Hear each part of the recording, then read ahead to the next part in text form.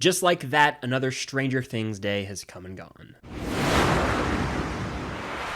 What's going on, guys? I'm Chris, and welcome back to another video. So today I'm talking about a new look, multiple new looks actually, that we got for Stranger Things Season 5 on Stranger Things Day. Before I dive into this though, be sure to hit that like button, comment your thoughts on these photos down below and your predictions for Season 5 based on some of these new looks. Subscribe to that notification bell to help reach my goal of 150,000 subscribers here on the channel will mean a lot.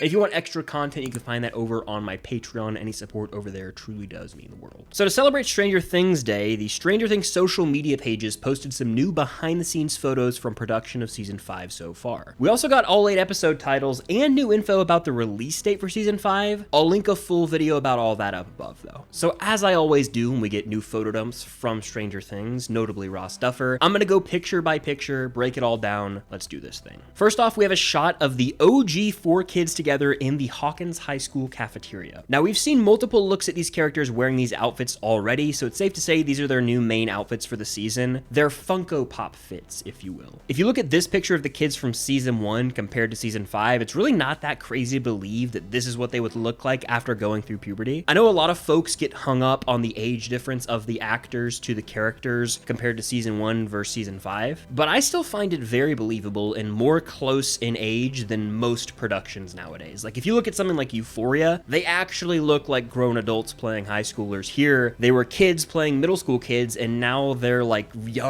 adults playing high school kids, so it's not that hard to believe. It's not like they're almost 30 like Michael J. Fox playing Marty McFly, or Tobey Maguire playing Peter Parker, or even Andrew Garfield playing Peter Parker. These are like 20 to 22-year-old kids playing high school kids, which is totally normal. They all look great in costume, and it's crazy to believe this will be the last time we see the main group of kids together in a season of Stranger Things. I hope they get lots of moments together as a group, because in the past 4 seasons, it's rare that they get to spend episodes together. Like, every season, at least one of the main kids has an issue or is separated from the rest of the group. So hopefully we get the 4 main kids together for most of the season. Then we have a shot of the WSQK radio station, which is seemingly the new major location in this season, and we've got Mike and Lucas riding their bikes by it. I'm super curious to see what role the radio station actually plays. I've talked about it ad nauseum since like January when we got our first set photo from there. It's the new Creel House, the new Starcourt Mall, the new main iconic location, it seems, so I'm curious to see what role it plays. And there are also 2 cars parked behind them. It looks like Joyce's car at the far right and then Nancy's car closer to the front. And I'm thinking this has to be like the home base location for everyone, just because so many characters have been spotted here on set, whether we're talking the Ross Duffer photo dump pictures or even paparazzi photos. Like, everyone has been spotted at the WSQK radio station. Even if you look at the behind the scenes teaser that dropped in July, we have a shot of the interior of this radio station and we see like every major character here. I can't emphasize this enough. It really does seem like it's going to be the new iconic location from the show. The next picture we got is of Dustin, Steve, Nancy, and Jonathan all together in Steve's car. And I'll say it looks like this is going to be the fun group of Season 5. We know they're going to have an antenna of sorts coming out of the top of Steve's car, and that they're likely going to be in the tunnels in Steve's car based on those old previous gifts from way back when. But out of this group, I hope that we get more scenes of just Steve and Jonathan. I'm here for them being a new duo in the show, especially if they go the route of having to kill one of them off. It would really be poetic